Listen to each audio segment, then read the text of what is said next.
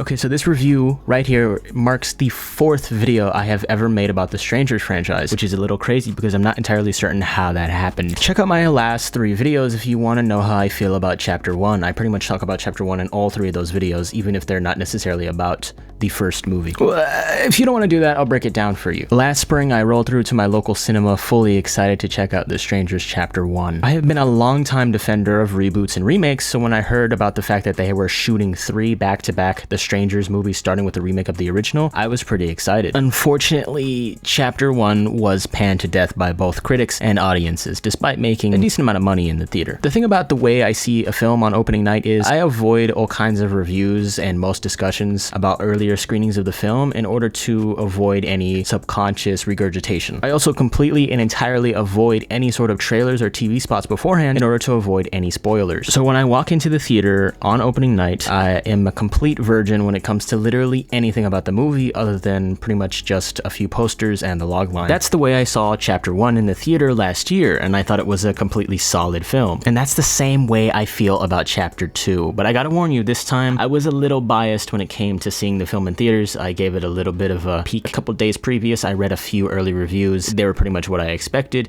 So I might be a little biased, but I don't think I am. As always, my reviews are pretty much entirely spoiler-free, honest, and without any sort of paid incentive. Pretty much everything I liked about Chapter 1, I also like about Chapter 2. Maybe it's just because I like sort of the concept of Oregon, despite the fact that I've never been, but the Pacific Northwest ambience is still out in full force in this film. It was present in the first one, and it is still very much indeed present in the second. Especially in scenes in or around the woods, I found myself really liking the way everything felt. It felt like Silent Hill. It's raining for about, I'd say, a solid 50 to 60% of the movie, and my god, it makes me want to book a flight to Portland as soon as possible. Now, like I said in the video I made a couple months ago going over the leaks that happened, I think it was like 7 or 8 months ago that the leaks happened, and then I made a video talking about them. Go check that out if you want to. I mentioned how both Chapter 2 and Chapter 3 were extensively reshot as a result of said leaks. See, before I went into the theater, I thought I would immediately be able to tell what they reshot, but I gotta tell you, I didn't. I wasn't able to. The flashbacks felt a little out of place and low budget, like they were all shot in a few days in a backlot somewhere in LA, but they're actually pretty integral to the plot of the film, so maybe they weren't what they reshot. I'm not entirely certain. However, one of the early reviews I heard from critics was that they were complaining about the flashbacks. Literally everybody was complaining about the flashbacks, saying, oh, this movie, it starts out good, but then it really falls off after like 30 minutes, and all these flashbacks are really, really annoying. After reading those reviews, I thought, oh, that's what they reshot. They reshot those flashbacks and then put them into the movie, and then cut out most of what was originally supposed to be Chapter 2 and replaced it with flashbacks, once or twice interrupted by stuff that's actually happening to the lead, you know what I mean? But I could not have been more off. The fact of the matter is, there's only 3 flashbacks in the entire movie, and they're maybe about 5 minutes each. I did find them to be a little intrusive to like the overall like flow of the film, sort of the pacing, but it really wasn't that big of a deal to me. I adore the hospital setting in the first 30 minutes or so of the film. It's very Halloween 2-esque, and by far the production design and locations are the second best part of this film. But the number one best thing about this movie to me has got to be the performance Madeleine Petsch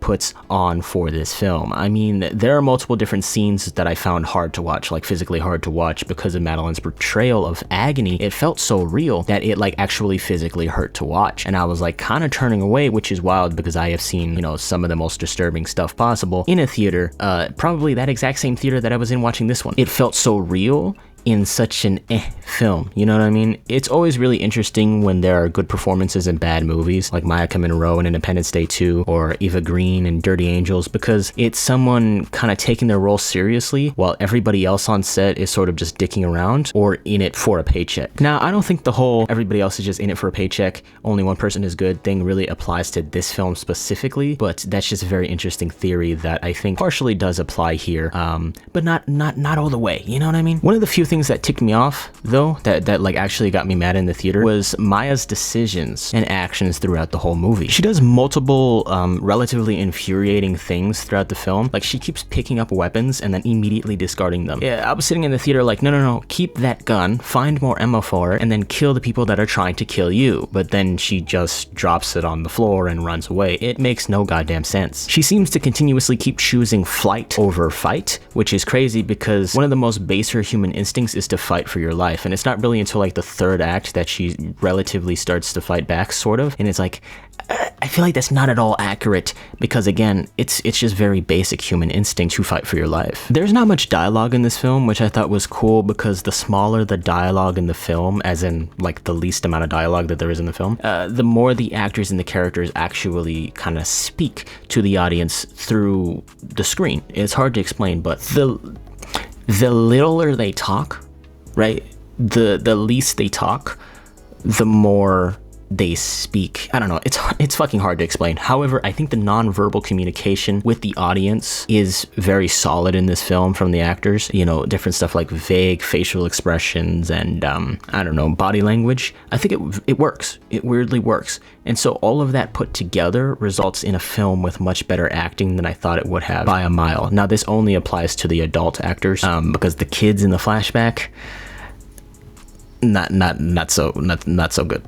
Not so good. So overall, I didn't have that many thoughts about this film so much. It's just, I felt like it was exactly like chapter 1. It wasn't great. You know, it wasn't nearly as good as the original, but it wasn't bad either. It's all right. It's tolerable. By no means does this deserve a 15% on Rotten Tomatoes. I feel like this is definitely more like a 45 or 50% on Rotten Tomatoes.